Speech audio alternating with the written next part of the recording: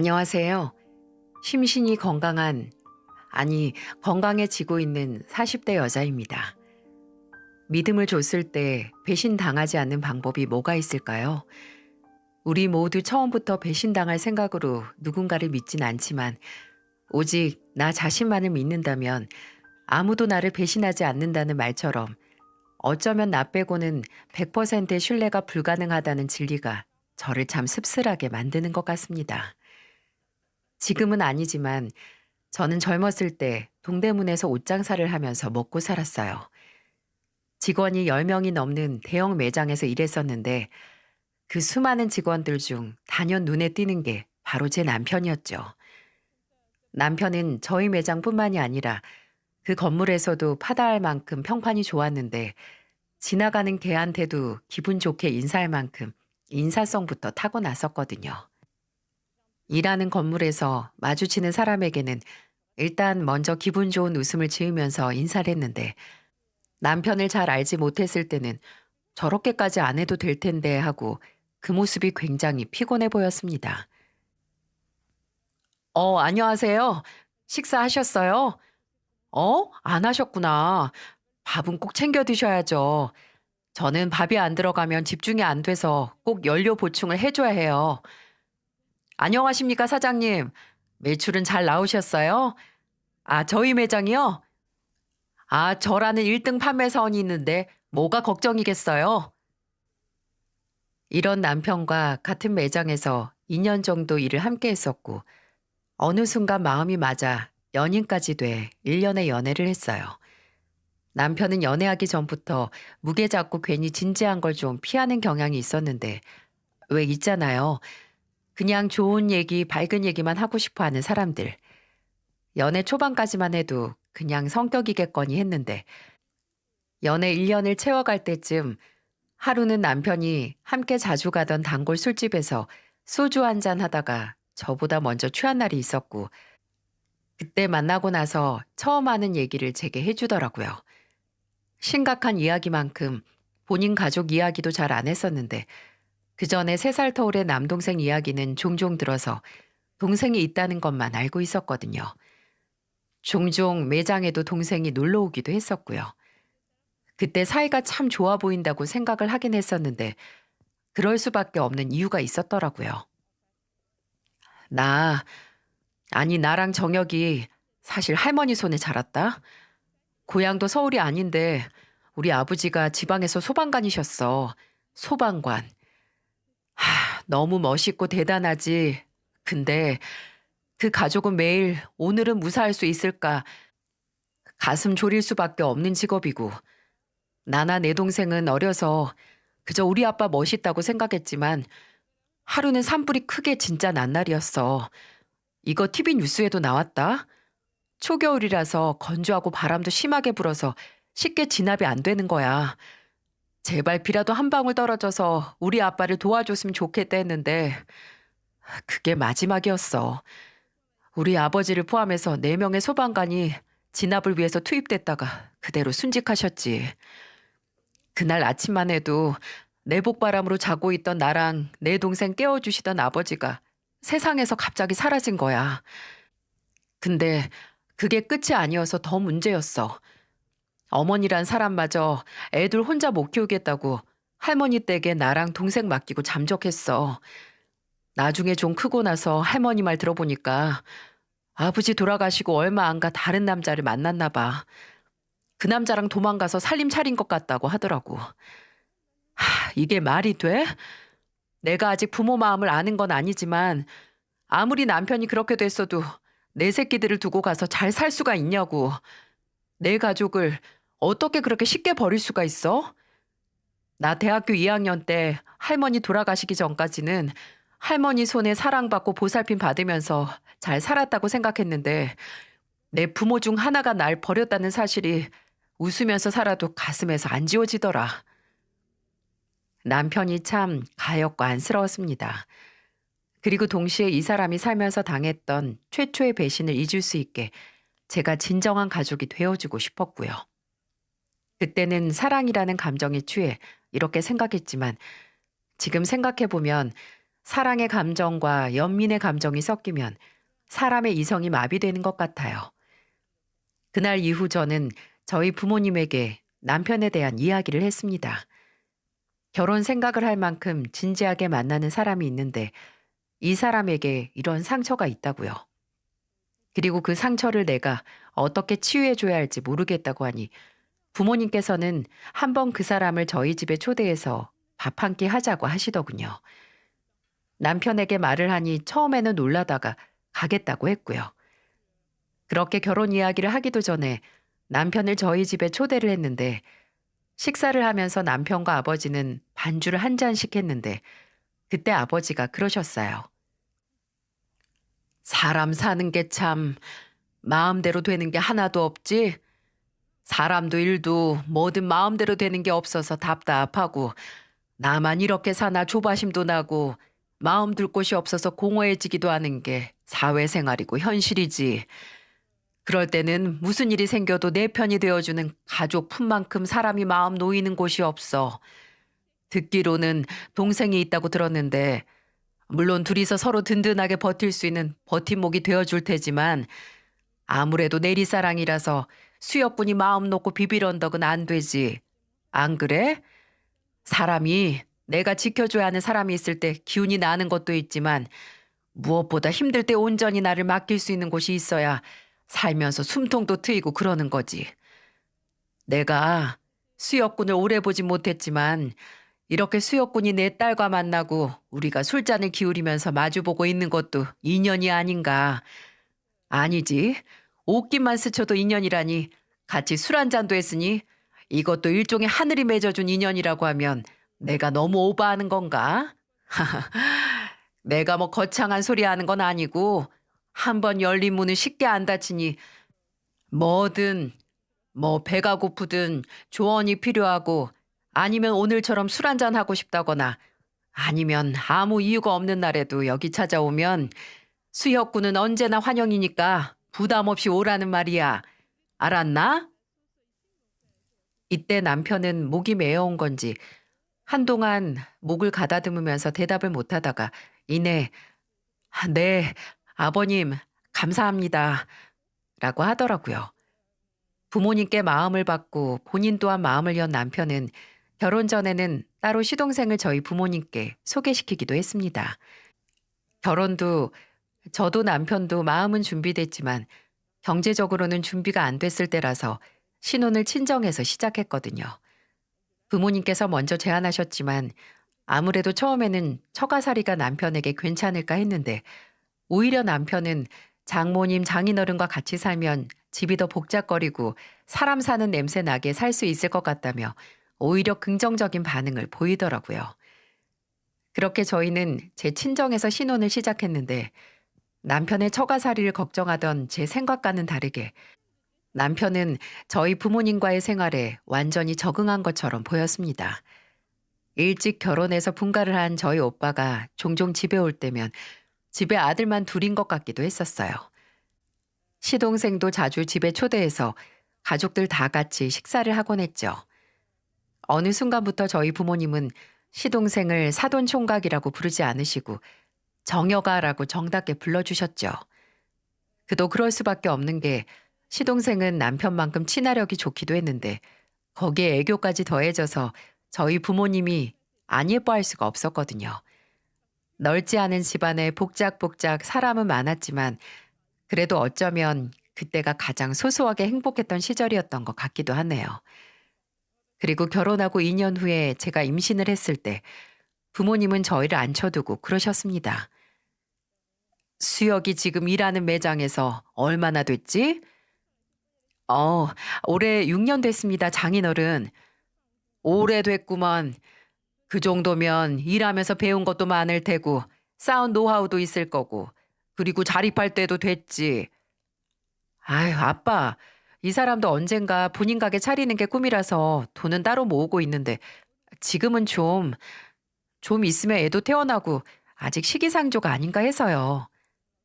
세상에 시기상조 따지면 할 수 있는 일 하나 없다. 생각이 있으면 조금이라도 기회가 있을 때 잡아야 하는 거고. 그래서 말인데 그 기회를 내가 줄까 싶은데 아버지께서는 남편에게 1억이라는 사업 자금을 줄 테니 하고 싶은 일이 있다면 시작해 보라고 하셨어요. 솔직히 너무 놀랐죠. 아무리 저희 부모님께서 남편을 정말 사이가 아니라 친아들처럼 생각하신다 해도 먼저 거금을 들여서 서포트를 해주신다고 하니 말입니다. 저만큼 남편도 놀라서 바로 손사래를 치면서 그 기회를 마다했지만 아버지께서도 어머니께서도 완강하게 말씀을 하셨어요. 수여가, 이거 오로지 너 하나 보고 투자하는 거 아니야. 이제 곧 아이도 태어나서 너희 부모 되는데 언제까지 남의 가게에서 월급 받으면서 살 수 없잖아. 그래, 6년이면 그저 허투루 보낸 거 아닐 거 아니냐. 나나 애 엄마는 자네를 믿네. 뭐든 하면 잘할 거고. 지금 당장 무턱대고 뭐든 시작하라는 소리가 아니라 확신이 드는 일이 있다면 우리가 물심양면 도와줄 수 있으니 이것저것 따지고 재지 말고 시작해 보라는 거야. 아니, 그래도 어떻게 저한테 1억씩이나. 우리도 다 돌려받을 생각으로 주는 거야. 그럼요. 물론 당연히 갚아야. 그게 아니고 돈으로 그대로 돌려달라는 게 아니야. 물론 나중에 자네가 성공을 멋지게 하면 우리한테 보답을 할 수도 있겠지만 그런 것보다 이 돈으로 자리 잘 잡아서 내 딸이랑 이제 곧 태어날 내 손주랑 부족함 없이 행복하게 잘 사는 게 그게 자네가 지금 이 기회를 잡고 할 수 있는 최고의 보답이라는 거야. 알았나? 네, 장인어른 잘 알겠습니다. 정말 절 이렇게까지 믿어주셔서 정말 정말 감사합니다. 그날은 온 가족이 새벽 4시까지 깨서 부어라 마셔라 했어요. 단순히 술만 마신 게 아니라 일종의 기념을 한 거이기도 했죠. 대대적인 일이잖아요. 부모님께서 저희를 믿고 제 남편을 믿고 그 1억이라는 돈을 미래에 투자하라고 하신 거니까요. 평소보다도 더 흥이 나신 건지 가장 빨리 취한 아버지께서 쓰러지듯 잠에 드셔서 어머니와 안방으로 들어가시고 나서 남편은 해가 막 뜨기 전 잠자리에 들기 전에 제 손을 잡고 말했어요. 술을 많이 먹어서 다 구부러져 가는 발음을 어떻게든 붙잡아가면서 말이죠. 여보, 준아, 나는 솔직히 정혁이 말고 나한테 가족이 생길 거라고 안 믿었다? 부모도 어머니란 사람도 버린 나를 누가 믿어주고 누가 그렇게 무조건적인 사랑을 주겠어. 하고 말이야. 근데 주은이 너 만나고 우리 장모님 장인어른 만나서 나 진짜 태어나서 처음으로 내가 태어나서 다행이라는 생각이 들어. 이렇게 태어나서 널 만나서 정말 다행이야. 저는 그렇게 말하면서 끝내 흐느껴 오는 남편의 가슴을 천천히 토닥이면서 나도 당신을 만나서 다행이라고. 앞으로 믿었던 사람에게서 사랑하는 사람에게서 배신당해 혼자가 될 일은 절대 없을 거라고 하며 그간 또다시 같은 상처를 받을까 아등바등 살던 남편의 상처를 위로했습니다. 그때는 정말 내가 이 사람이 평생 원하던 가족을 만들어줬다는 생각과 이 사람을 행복하게 해줬다는 생각에 이루 말할 수 없을 정도로 벅차오르는 기분이었어요. 정말 이 마음이 산산조각나 오히려 제가 혼자가 될지는 몰랐습니다. 남편은 부모님의 서포트로 본인의 가게를 차렸고요. 그래도 그때까지 했던 일이 옷장사였기에 따로 시장 조사가 필요하지 않았고 또 적성에도 잘 맞아서 옷가게를 차리게 됐죠. 처음에는 직원도 없이 혼자 시작한 일만큼 새벽 4시에 나가서 옷 떼와서 매장에 진열을 하고 하나라도 더 팔기 위해 밤 9시, 10시에 마감을 하고 집에 들어오면 남편은 씻다가 화장실에서 잠이 들 때도 있고 밥 먹다가 식탁에 엎드려서 자기도 했습니다. 사업도 좋지만 너무 본인을 갈아넣는 게 아닌가 싶었는데 조금 쉬엄쉬엄 하라는 저나 부모님의 말씀에 남편은 피곤해 보이긴 하지만 그 어느 때보다 밝게 웃으면서 말했어요. 남들은 이 고생 하고 싶어도 못하는데 지금 여유를 갖는 건 사치고 아니란 거라고. 그리고 이렇게 힘들어도 내 매장, 내 가게에 가면 그건 그거대로 힘이 나고 기분이 좋다고 말이죠. 그렇게 가족들의 응원과 기대와 도움에 어떻게든 몸을 사정없이 굴려가며 성공을 염원했던 남편은 첫 매장을 열고 3년 만에 신당동과 남양주 두 곳에 점포를 더 낼 정도로 번창을 할 수 있었네요. 이 성공의 척도는 바로 쉴 틈 없이 고객들의 니즈를 채울 상품을 자체 제작했다는 거였어요. 원체 부침성이 좋은 남편은 매장에 방문하는 고객들을 대상으로 원하는 디자인과 원단의 상품은 없는지 조사를 했고, 이 옷은 긴팔보다 반팔이면 바로 살 것 같다. 이 재질보다는 조금 더 가벼우면 좋겠다. 여기 후드가 달려있으면 손이 더 많이 갈 것 같다. 라는 등의 의견을 받아들여서 예전에 일했던 매장에서부터 연락을 하고 지낸 의류공장 사장님과 협업을 해서 자체 제작 상품을 늘려갔고, 남편 매장에서 그 상품을 찾아서 방문한 고객님들이 점점 늘게 된 거죠. 지점까지 3개로 늘었으니 이건 대대적인 성공이라고 할 수 있었고, 저희는 부모님 집을 나와서 공동 명의의 아파트를 구해 결혼하고 처음으로 독립을 할 수 있었습니다. 부모님은 시원섭섭해 하시긴 했지만 그래도 남편을 믿고 투자를 할 만했다면서 아주 좋아하셨어요. 남편도 이 모든 건 처음 저희 부모님의 도움이 없었다면 꿈에도 못 꿨을 거라며 2호점을 내고 3호점을 내고, 그리고 처음으로 목표로 했던 매출액에 도달했을 때마다 저희 부모님에게 큰 절을 올리기도 했고 따로 용돈을 두둑이 챙겨드리기도 했고요. 목표로 했던 연매출에 도달했을 때는 처음으로 가족들 다 같이 동남아로 해외여행을 가기도 했습니다. 남편은 본인이 해냈다는 성취감보다는 본인의 성공으로 인해 내 가족을 행복하게 해줄 수 있다는 사실에 감격을 한 것 같았어요. 시동생이 결혼을 할 때는 남편과 상의 후에 혼수할 비용을 전적으로 지원해 줬었는데, 그래도 과거 둘이서 힘들게 살았던 기억 때문인지 남편이 시동생에게 혼수할 비용을 건네줄 때 둘이서 부둥켜 안고 한참을 울었어요. 물론 시동생의 결혼식 때도 눈물바다가 따로 없었고요. 매장이 늘어난 만큼 남편이 바빠지긴 했지만 못해도 일주일에 한 번씩 시동생 부부까지 해서 가족들 다 같이 얼굴 보고 식사하는 자리를 가졌죠.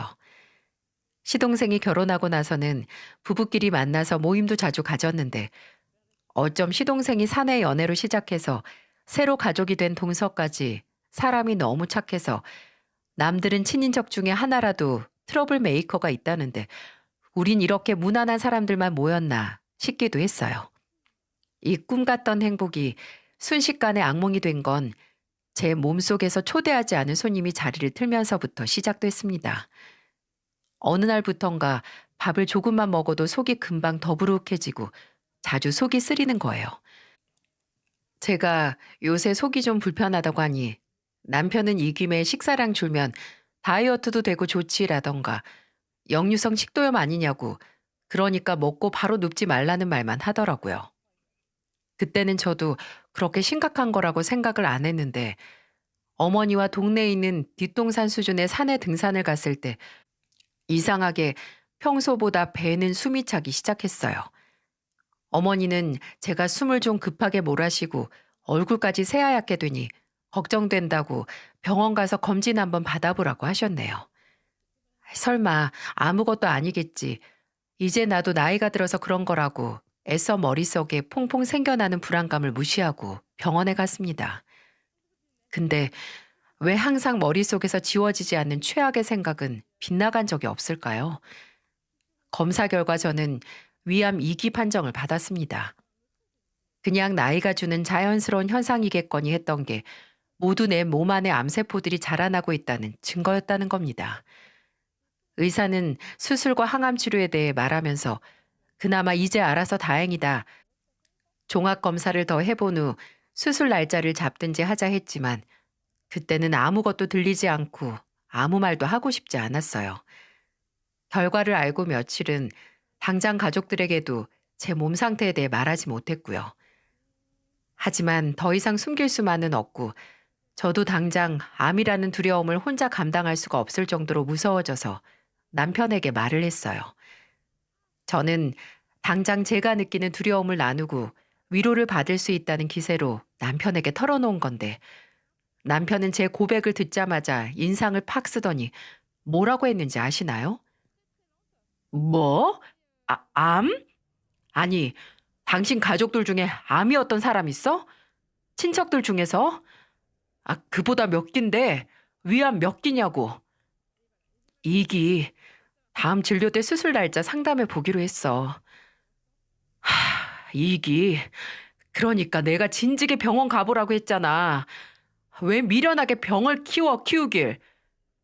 당신, 내가 속쓰리다 입맛 없다 더부룩하다 했을 때 평소에 많이 먹어서 그런다. 이 김에 다이어트 해라 그 소리만 했어. 우리 엄마가 병원 가보라고 예약해줘서 갔던 거라고. 당신은 내가 암이라는데 지금 왜 이제 알았냐고 타박을 하고 싶어?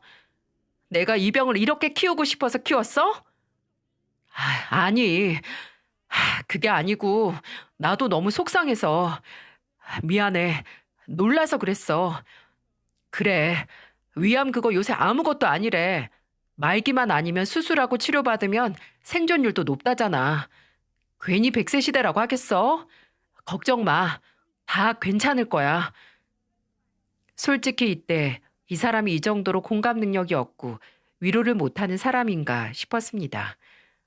아니, TV에서 당장 아픈 사람의 사연이 나와도 눈물이 나고 측은지심이 드는 게 사람인데 이 사람은 왜 썽을 내다가 갑자기 차분해져서 위암 그거 아무것도 아니라고 하는지 이해가 안 되더라고요.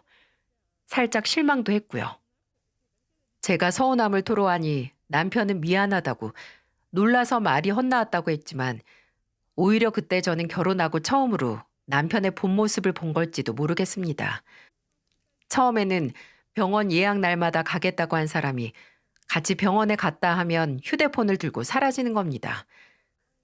제가 검진 중에 간호사가 보호자를 찾아도 사라져서 안 보이고 의사와 상담 중에서도 경은이 전화다. 잠깐만.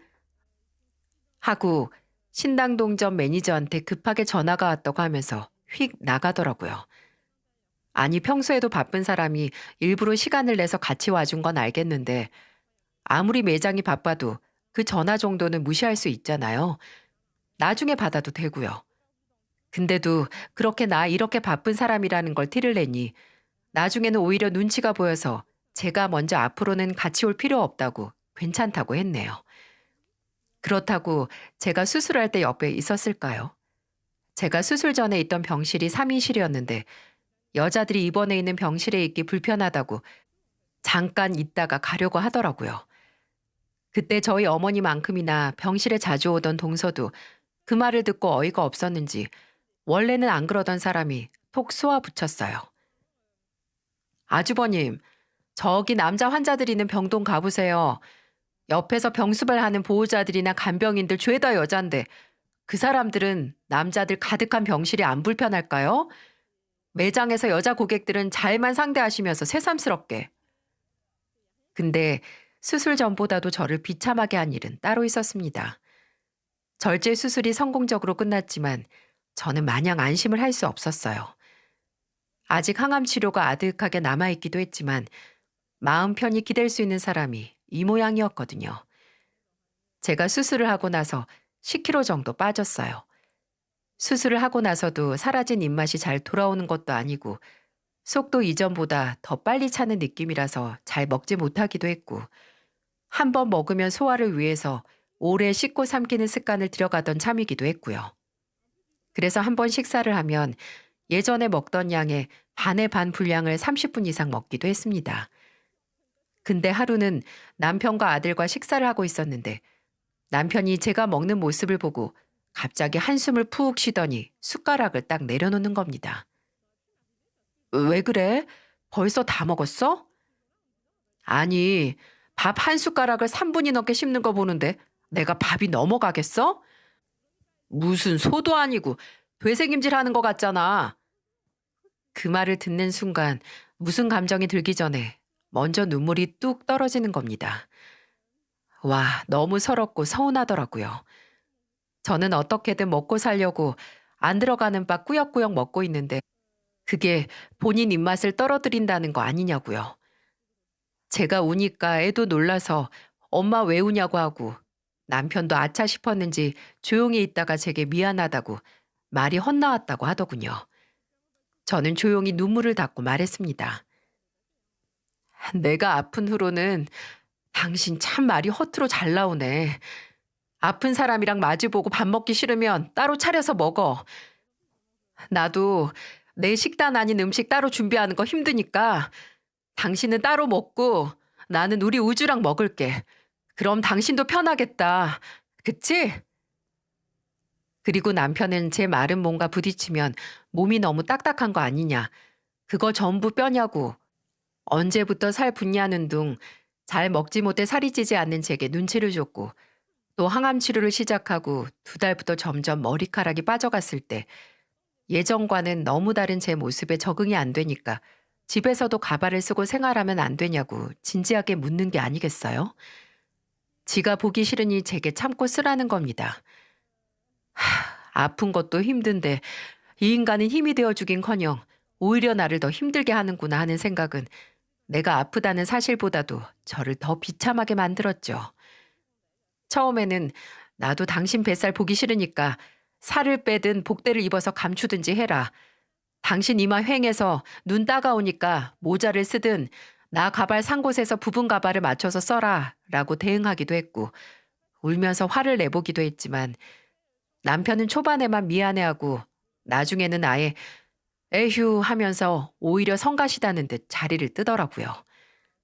저는 제 병이 남편을 불편하게 만든다고 생각했어요. 내가 아파서 저 사람이 괜히 가족 중에 암 환자가 있고 신경을 더 써야 한다는 심적인 부담감을 느끼고 있다고요. 나는 저 사람이 힘들 때 오히려 든든한 버팀목이 되고 싶었고 내 가족들까지 그 사람의 가족으로 만들어주고 싶었는데 이 사람은 내가 가장 힘들 때 내 짐을 나눠서 들어주긴커녕 버거워하고 도리어 나의 약점으로 생각을 하는구나 싶었죠. 근데 단순히 제가 아픈 것뿐만이 문제가 아니었습니다. 지금도 그날을 생각하면 남일처럼 아득하게만 느껴질 정도로 충격적이었으니까요. 오랫동안 알고 지낸 친구에게서 연락이 왔었어요. 그 친구와 저는 처음 일했던 매장에서 만나 동고동락하며 함께 일했는데 남편이 신당동에 2호점을 냈을 때쯤 그 친구가 일하던 매장이 폐업을 해서 제가 남편에게 부탁해서 자리를 알아봐 줬거든요. 제 친구가 아니었더라도 워낙 싹싹하고 일머리가 좋아서 남편은 그 친구를 2호점 매니저 자리에 앉혔고요.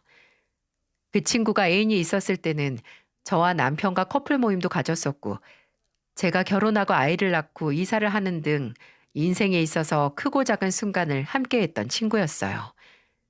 근데 제가 위암 판정을 받고 나서는 그전보다 자주 만나지 못했었고 제가 수술하고 나서 한번 안부 전화하고 나서는 연락이 뜸해졌었는데 그날 갑자기 그 친구가 먼저 문자를 해온 거예요. 제가 사는 동네 근처인데 혹시 시간 되면 만날 수 있냐고 말이죠. 원래는 문자를 하면 이모티콘을 쓰거나 굉장히 가벼운 말투였던 사람이 마침표까지 찍어가면서 진지하게 보내와서 제가 웬일이냐고 무슨 일 있냐고 하니까 정말 진지하게 할 이야기가 있다고 저도 가벼운 마음이 아니라 단단히 마음의 준비를 하고 나왔으면 한다는 겁니다. 심장이 철렁했죠. 대체 무슨 말을 하려고 하기에 이러나 싶어서 걱정 반, 두려움 반 하는 마음으로 약속 장소였던 아파트 근처 카페로 나갔습니다. 친구는 먼저 와서 절 기다리고 있었는데 제가 수술 후 물도 가려 마신다는 걸 아는 친구는 저 대신 미리 카모마일 티까지 시켜놨더라고요. 어딘지 평소와는 인상이 많이 달라진 친구는 자리에 앉은 저를 한참 보다가 입을 열었어요. 주은아, 우리가 안지 몇 년이나 됐지? 글쎄, 내년이면 10년? 아니, 이제 11년인가? 생각해보니까 진짜 오래됐네. 그치, 오래됐지. 오래된 만큼 너랑 나 정말 서로한테 못할 말도 없었잖아. 우리 아버지 사업 말아먹고 엄마 개돈 날렸을 때 제일 먼저 찾아가서 울었던 것도 너였고 나 위로해줬던 것도 너였지. 그 정도로 너한테는 정말 숨길 일이 없었는데 주은아, 나 사실 1년 전부터 너한테 숨겨왔던 게 있어. 뭔데 그래? 경은이 네가 그러니까 이제 좀 무서워지려고 그런다. 덩달아 심각해진 제 앞에 친구가 바로 말하지 않고 주섬주섬 가방에서 꺼내 내놓은 건 몇 장의 사진과 그리고 날짜가 적혀져 있는 태아 초음파 사진이었어요. 날짜를 보니 찍은 지 열흘도 채 안 된 사진이더라고요. 초음파 사진을 보고 처음에는 얘가 임신을 했나? 만나는 사람이 없는 걸로 아는데. 근데 왜 본인 임신 소식을 이런 식으로 전하지? 라는 생각이 들다가 옆에 있는 다른 사진들로 인해 왜 이 친구가 이렇게 분위기를 잡았는지, 왜 내 눈을 잘 마주치지 못하는지, 그리고 이 초음파 사진 속 자라나는 태아의 아버지가 누군지 짐작을 할 수 있었습니다. 너, 나한테 이거 왜 보여줘? 이거 보여주는 이유가 뭐야? 미안해, 주은아. 나 정말 너한테 100번 할 말이 없는 거 아는데 아이까지 생긴 마당에 내가 못할 게 뭐가 있겠어. 처음에는 이 아이도 지우고 너랑 대표님 앞에서 사라질까 생각도 했는데 나 정말 대표님, 아니 수혁이 오빠 사랑해. 나 힘들 때 너 말고 나한테 힘이 돼준 게 오빠야. 오빠가 우리 아버지 차 바꿔주고 우리 엄마한테 용돈 주고 얼마나 잘해줬는데 마음이 안 갈 수가 있겠어. 10년 지기 친구인 네 가슴에 대못박을 각오가 될 정도로 오빠 놓치기 싫어. 주은아, 오빠는 나 임신한 거 알고 너 떠난대. 근데 네가 아파서 타이밍을 놓쳤다고 나한테 기다려달라고 하는데 나 이제 13주 됐어. 임신까지 한 마당에 이 상태로 혼자 있고 숨어서 오빠 만나고 싶지 않아. 그러니까 주은아, 제발 먼저 오빠랑 헤어져줘. 우리 오빠 좀 놔줘. 친구가 초음파 사진과 함께 제게 보여준 사진은 저와 10년 가까이 산 남편과 저와 10년이 넘게 얼굴 보고 산 친구가 서로 껴안고 사진을 찍고 서로의 볼에 입을 맞추는 그런 사진이었습니다. 아예 작정을 했는지 사진관까지 가서 흑백으로 찍은 것도 있더라고요. 어쩌면 암 판정을 받았던 날보다 이날이 더 충격적이었는지도 모르겠네요. 뭘 잘했다고 제 앞에서 눈물까지 보이며 마치 제가 제 남편을 인질 마냥 데리고 있다는 양 놔달라고 하는 친구를 보면서 정말 어처구니가 없어서 헛웃음이 날 뻔했지만 몸에 힘이 없어서 그조차도 힘들었어요. 저는 친구 얼굴에서 뚝뚝거리며 쉼없이 떨어지는 눈물방울을 허무하게 쳐다보며 말했습니다. 너 어쩌려고 이러니? 진짜 어쩌려고 이런 말을 해? 네가 내 남편이랑 나 몰래 만나고 있었고 둘 사이에 애까지 생겨서 이젠 나더러 빠져달라고? 이젠 내가 방해꾼이라서? 주은아, 그게 아니고 그거 맞잖아. 이제 와서 말 가려 할 거 있니? 항암 치료까지 받는 친구한테 네 남편은 이제 나랑 내 애랑 살 거니까 꺼지라고 이거잖아. 근데 너 애 생겼다고 이제 네 애한테 아버지 필요하다고 내 남편 데려가는 거면 그럼 우리 우주는? 우리 우주는 이대로 나랑 아빠가 새 살림 차리는 걸 보고만 있으라는 거야? 너랑 우주는 그래도 나보단 낫잖아. 너한테는 딸이라면 뭐든 해주는 좋은 부모님, 우주한테도 든든한 조부모님이 계시지만 주은이 너도 알다시피 난 정말 아무도 없어. 너 우리 부모님 알잖아. 나한테는 수혁 오빠랑 뱃속의 아기가 전부라고. 그래, 너무 잘 알지. 네 그 구구절절하고 눈물 나는 사연, 가정사, 누구보다 잘 알고 위로해준 사람이니까 먹고 살라고 내 남편 매장에 매니저로 취직까지 시켜줬지. 근데 그게 아예 나 대신 내 남편 옆자리 꿰차서 임신까지 하라는 건 아니었는데 10년 지기 친구보다 고작 1년 좀 넘게 만난 그 유부남이 더 중요하든? 너 지금 내가 어떤 상태인지 몰라? 너 정말 내가 이 충격으로 죽든 말든 상관이 없구나. 그러니까 지금 이런 얘기를 하지. 네가 어떻게 진짜 어떻게 나한테 이래? 친구는 제 고함 소리보다도 더 큰 소리로 흐느끼기 시작했고 저는 그런 친구에게 제가 아는 모든 욕을 전부 다 퍼부었습니다. 더럽다고. 네가 이런 인간인 줄 알았으면 나는 너랑 말도 안 섞었을 거다. 너같이 사람 귀한 줄 모르는 인간은 언젠가 쓰레기 같은 취급을 당하면서 살 거고 남자에 미쳐서 친구인 나에게 이런 상처를 줬으면 앞으로 행복해질, 아니 평범하게 살 생각 추호도 하지 말라고 역정을 냈어요. 친구는 그 얘기를 들으면서 고개도 못 들고 미안하고 잘못했다는 말을 되풀이했지만 끝까지 뱃속의 아이나 제 남편을 포기하겠다는 말은 하지 않더라고요. 내 남편 뺏어가려고 작정을 하고 찾아온 인간한테 더 말을 해서 뭐 하나 싶어서 입도 하나 대지 않고 미적지근하게 식은 카모마일 차를 친구 얼굴에 들이부었습니다. 안에 있던 티백이 친구의 이마에 착 하고 붙었는데 마치 블랙 코미디 같은 꽁트였다면 웃음이 터질 그 장면에서 저는 주저앉아 울고만 싶었습니다. 처량하게 얼굴에서 물을 뚝뚝 흘리는 친구를 뒤로 한 채 저도 처량하게 카페를 나와 집으로 돌아갔어요. 진짜 아파트 앞에 있는 카페였는데 집으로 돌아가는 그날따라 길이 어찌나 먼지. 한 걸음 한 걸음이 버거워서 몇 번을 그 자리에 주저앉을 뻔했네요. 자리를 뜨기 전에 챙겨온 초음파 사진과 두 연놈이 다정하게 찍은 사진을 그날 밤 남편에게 보여주며 사실관계를 따지려고 했습니다. 밤 9시가 다 되어갈 때쯤 들어온 남편은 여느 때와 같이 피곤한 얼굴로 소파에 앉아서 양말을 벗고 있었는데 저는 그런 남편을 보고 물었죠. 당신 오늘 무슨 일 없었어? 누가 무슨 연락을 하거나 하진 않았고? 무슨 연락? 그냥 똑같았지 뭐.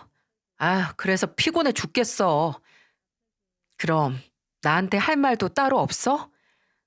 뭔데 또 뭘 듣고 싶은데 괜히 시비 걸지 말고 할 말 있으면 똑바로 해. 진짜 지친 사람이 누군데 본인이 오히려 성가시고 지친다는 듯 저를 쳐다보지도 않고 TV를 켜려는 남편의 얼굴에 손에 들고 있던 사진들을 던지면서 끝내 제 속에서 절절 끓던 울분을 내뱉었습니다. 이거 보고 다시 똑바로 얘기해. 눈이 있고 일말의 양심이 있으면 이거 보고 10년 같이 한 나한테 이제라도 솔직하게 말하라고. 남편은 볼을 탁 치고 무릎 위로 떨어진 사진들을 들어 가만히 보더니 진짜 라고 짜증난다는 소리를 내더니 그러더군요. 얘 진짜 왜 이러냐? 내가 다 알아서 한다고 했는데 그새를 못 참고. 알아서 뭘 하는데? 알아서 항암 치료받는 마누라 정리한다고? 버리고 경은이한테나 가겠다고? 네가 진짜 네가 사람이니? 한때는 너한테 처음으로 가족을 만들어줘서 나 만나서 다행이라고 하더니 내 도움, 내 가족들 도움 다 받아서 자리 잡고 성공하고 나니까 이제는 새 장가 들어서 새로 시작하고 싶어졌어? 이 쓰레기 같은 놈아. 네가 어떻게 이러냐고 나한테. 나도 이러고 싶어서 이랬겠어? 나도 몇 날 며칠 고민 많이 하고 마음고생도 하고 너도 아파서 솔직히 우리 각방 쓴 지도 오래됐잖아. 그건 이 자식아. 네가 뼈만 남은 나랑 자다가 부딪히면 놀라서 깬다고 헛소리해서 그런 거 아니야. 그리고 너 말 똑바로 해. 나 이제 수술하고 항암 치료 받은 지 반년도 안 됐어. 근데 너는 경은이 걔랑 1년 만났다며. 그러고 싶니? 이제 와서 어차피 드러날 거짓말 할 정도로 머리가 나빠? 제 계속되는 압력에 남편은 처음에는 말도 안 되는 변명을 하다가 포기를 한 건지 지도 뚫린 입으로 할 말이 없는 건지 배째라는 식으로 나오는데 제 목에서 나가는 목소리는 점점 더 커졌죠. 그러다 불현듯 뒤에서 들리는 목소리에 다시 한번 제 심장이 철렁거렸어요. 엄마, 아빠, 왜 싸워? 엄마 왜 울어? 방 안에서 자고 있던 아들이었어요. 이제 7살 된 애가 부모가 악에 받쳐서 싸우는 소리에 놀라서 나온 겁니다. 저는 입을 다물었고 남편은 신경질적인 소리를 내더니 옷을 챙겨서 다시 집 밖으로 나가버렸죠. 저는 그날 불안해하는 아들을 안고 밤새 달랬고 제 품 안을 따뜻하게 데피는 아들의 온기로 인해 저 또한 제 속에 있는 불안감과 분노를 조금씩 잠재웠어요. 그리고 다음 날 외박을 한 남편이 집으로 돌아와 제게 그러더군요. 여기까지 와서 당신도 나랑 같이 살고 싶지 않을 거 아니야. 이렇게까지 됐는데 더 이상 서로 감정 상하지 말고 최대한 좋게 끝내자. 나도 애가 생긴 마당에 무책임하게 손 놓고 있을 순 없잖아. 경은이 조금 있으면 배도 나와서 손도 많이 갈 텐데. 와, 누가 들으면 이 시대 남편이고 아빠인 줄 알겠다. 새로 생긴 여자랑 애는 책임져야겠다는 생각이 들고 이제 오래돼서 병까지 난 아내나 아직 7살밖에 안 된 아들은 손 놔도 될 것 같니? 어림없어. 누구 좋자고 끝내? 나랑 끝내면 너나 경은이 걔나 그때부터 지들이 어떻게 시작했는지도 있고 정당하게 사랑한답시고 유난이나 떨 텐데 내가 그 꼴은 못 보지. 나 맨입으로 나 놔달라는 거 아니야. 그래도 당신도 우주랑 편하게 살아야 할 거 아니야. 이 집도 당신 단독 명의로 돌릴 거고 그리고 남양주 지점 매장 하나 당신한테 넘길게. 그럼 어느 정도 수지 타산이 맞지 않아? 이것도 일종의 책임을 다하는 거라고. 야, 그 매장 받고 평생 너랑 엮여서 살라고? 됐어. 그리고 수지 타산 얘기할 거면 우선 우리 아빠한테 받아가서 사업한 1억이나 내놓고 말해. 그 1억으로 키운 매장도 정리해서 권리 포기하고. 그래야 수지 타산이 맞는 거지. 너 지금 이 자리까지 누구 도움으로 왔는데. 준아, 나도 살아야지. 나도 너한테 우주 양육비도 줘야 하고 이제 경은이랑 태어날 아이도 책임져야 하는데 제발 나 좀 봐주라. 어? 장인어른 돈으로 시작할 수 있었던 건 인정해. 인정하는데 그렇게 매장 확대한 건 다 능력 때문 아니냐고. 어차피 나나 내 친정 도움 없었으면 꽃 피우기도 전에 시들 능력이었어. 건방지 소리 좀 하지 마. 처음에는 남편의 제안에 코웃음을 쳤지만 나중에 따로 이혼 전문 변호사를 만나 알아보니 남편이 매장에 대한 권리 포기를 하게 만드는 건 현실적으로 어렵더라고요. 남편 제안으로 집을 받고 사업 자금을 투자했던 명목으로 그 인간의 외도로 인한 위자료를 충분히 받을 수 있는 만큼 받아내는 게 변호사가 보기엔 최선일 것 같다고 말이죠. 당장 내 남편이었던 인간과 내 친구란 인간이 날 치워내고 지들끼리 핑크빛 인생을 보낸다는 게 치가 떨릴 만큼 분했지만 당장 저는 회복해야 할 몸도 있었고 더 이상 부모의 싸움에 제 아들이 상처받는 게 싫어서 합의 이혼을 해줬습니다. 집을 받고 1억이라는 위자료를 받았죠. 근데 이 인간이 제가 부모님께 이혼 이야기를 하기도 전에 먼저 저희 아버지께 1억을 보내버린 겁니다. 아버지는 갑자기 들어온 큰 금액에 놀라서 제게 연락을 하셨고 처음에는 오서방에게 전화를 했는데 안 받는다. 무슨 일이냐고 하셔서 아직 마음의 준비도 안 된 상태에서 부모님께 이혼 이야기와 그 인간의 외도 이야기를 할 수밖에 없었습니다. 그 인간을 사이가 아니라 정말 친아들만큼 믿었던 아버지께서는 거의 쓰러지려고 하셨고 어머니에게서 소식을 들은 오빠가 찾아와서 집이 떠나가라 역정을 냈어요. 내가 그놈 가만히 안 둬? 나중에 눈물 쏟으면서 네 앞에서 무릎 꿇고 싹싹 빌 때까지 내가 절대 그놈 가만 안 놔둬. 두고 봐. 화를 못 참고 벽에 주먹을 내리꽂은 오빠는 주먹에서 피가 맺혀서 흐르는 걸 닦지도 않고 이를 갈았죠. 처음에는 그저 불쌍한 동생 대신 화를 내주는 오빠가 고맙기만 했는데 시간이 지나고 보니 진짜 불쌍한 건 제가 아니라 그런 오빠에게 걸린 그 인간이었더라고요. 오빠는 을지로에 있는 인쇄소에서 일을 했는데 거기서 15년 정도 일을 해서 직급도 높고 함께 일한 직원들과도 사이가 돈독했어요. 근데 동생을 위한 복수에 본인의 지위와 직원들을 대동시키더군요. 오빠가 저 몰래 단독으로 진행한 거라서 처음에는 저도 몰랐는데 나중에 이혼 후 연락이 끊기고 매달 양육비만 보내오던 그 인간이 연락을 해서 알게 됐습니다. 야, 너 네 오빠 시켜서 대체 무슨 짓을 하는 거야?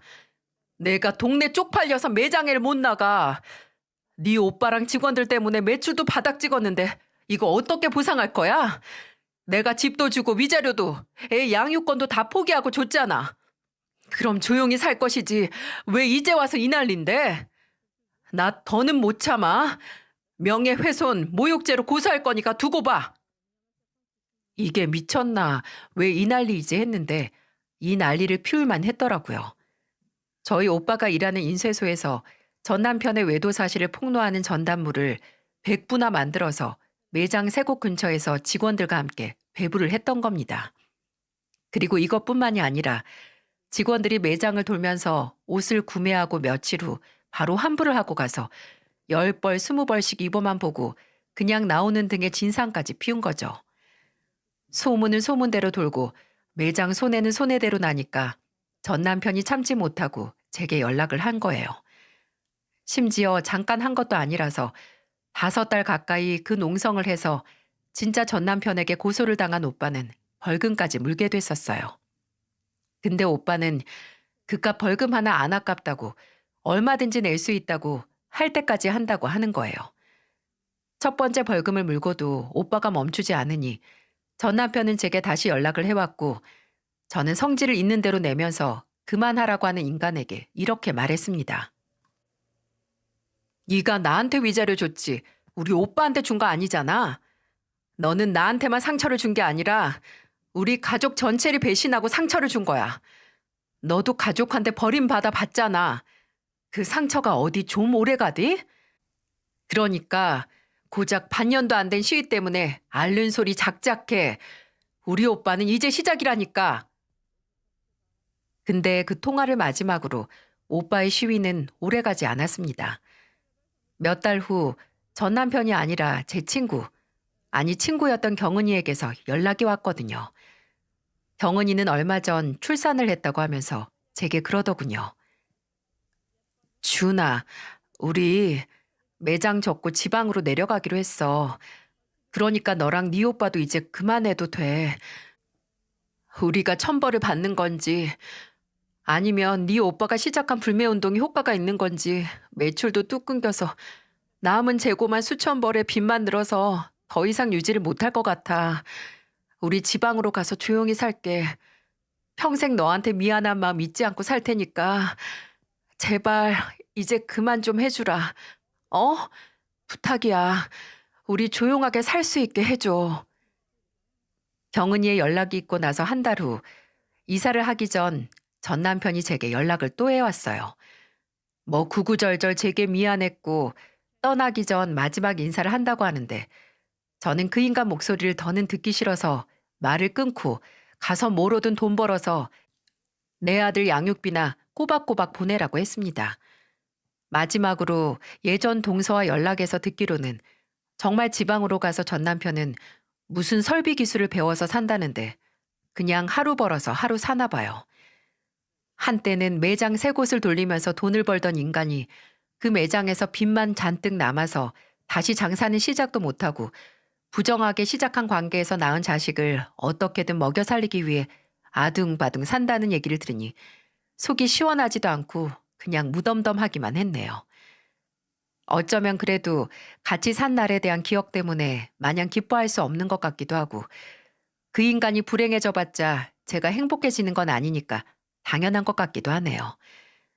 이혼을 하고 1년, 그리고 항암 치료를 하고 거의 2년이 다 되어가는 것 같은데 항암 치료의 경과가 좋아서 이제 막바지를 앞두고 있어요. 부작용도 덜해서 점점 새로 머리도 나고 있고요. 그리고 이혼의 아픔은 아직 모르겠습니다. 괜찮은 것 같다가도 종종 무슨 불을 집어 삼킨 것 마냥 화가 날 때가 종종 있어요. 그러다가 그 열기가 식으면 다시 차가워지고요. 몸에 있던 암세포가 더 이상 재발하는 걸 막기 위해 그 힘든 항암 치료를 견뎌온 것처럼 이혼의 아픔도 재발을 막기 위해 마음의 수련이 필요한 거겠죠. 어찌 보면 이곳에 사연을 보내게 된 것도 제 아픔을 나누고 여러분께 응원의 마음을 얻고자 하는 마음의 수련의 일부분이 아닌가 싶습니다. 부디 제 치료가 끝까지 성공적으로 끝나기를 기원하면서 여러분께서도 제게 마음으로 따뜻한 응원을 보내주시면 정말 힘이 나고 감사할 것 같아요. 이야기를 끝까지 들어주셔서 정말 감사합니다. 추운 겨울 따뜻하게 잘 이겨내시길 바랍니다.